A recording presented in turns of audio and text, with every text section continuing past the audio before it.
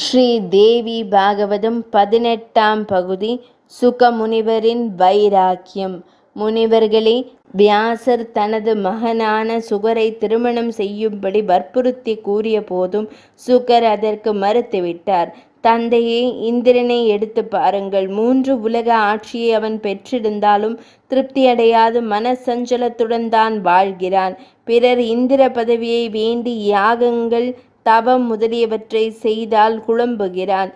இது ஆசையால் வரும் துன்பம். அதற்கு பெண்ணாசைதான் முக்கிய காரணம். இந்திர பதவி மூலம் தேவ மகளிருடன் சல்லாபிக்கின்றான். இது அவனுக்கு பெருந்துன்பங்களைத்தானே கொடுக்கிறது. பிரம்மன் கலைமகளை திருமணம் செய்து என்ன சுகத்தை கண்டார்?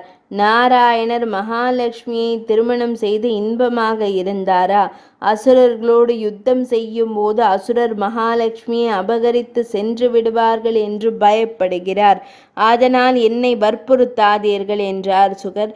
அவர் அவ்வாறு கூறியும் துயரப்படும் வியாசரை நோக்கி சுகர் கூறினார், தந்தையே, நீங்கள் பிரம்மசூத்திரம் முதலிய பல வேதாந்த நூல்களை இயற்றியவர், எல்லாம் அறிந்த ஞானி. எனினும் உங்களை கொடிய மாயை விழுங்கிவிட்டது. அதைவிட வேதங்களையும் புராணங்களையும் மகாபாரதத்தையும் எழுதியவர்.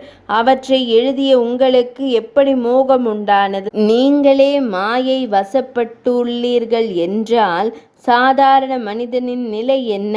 அதனால் மாயை அடக்கும் வல்லமை மிகுந்த தேவியை நான் சரண் அடைந்து விட்டேன். அவளால் தான் எனக்கு உபதேசம் செய்ய முடியும் என்றபோது வியாசரின் கண்கள் கலங்கி கண்ணீர் கண்களில் வழிந்தது.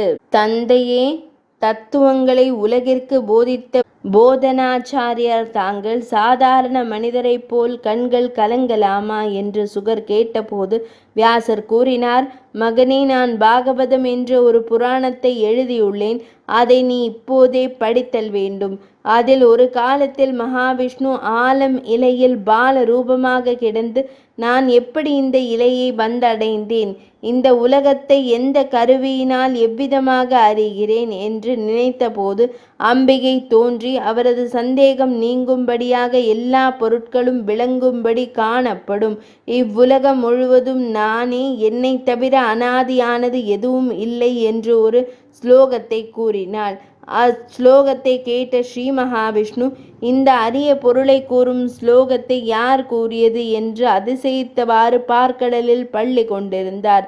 அப்போது அம்பிகை அழகிய உருவில் சங்கம் சக்கரத்துடனும் தனது தோழியர்களுடனும் அவரின் எதிரே வந்து புன்னகைத்தபடி நின்றாள். தேவியை கண்ட ஸ்ரீ மகாவிஷ்ணு அவளை யாரென்று தெரியாத போதும் பதிலுக்கு புன்னகைத்தார். அதி அற்புத அழகுடன் தன்னை பார்த்து புன்னகைத்த அம்பிகையை பார்த்து மகாவிஷ்ணுவும் புன்னகைத்தார்.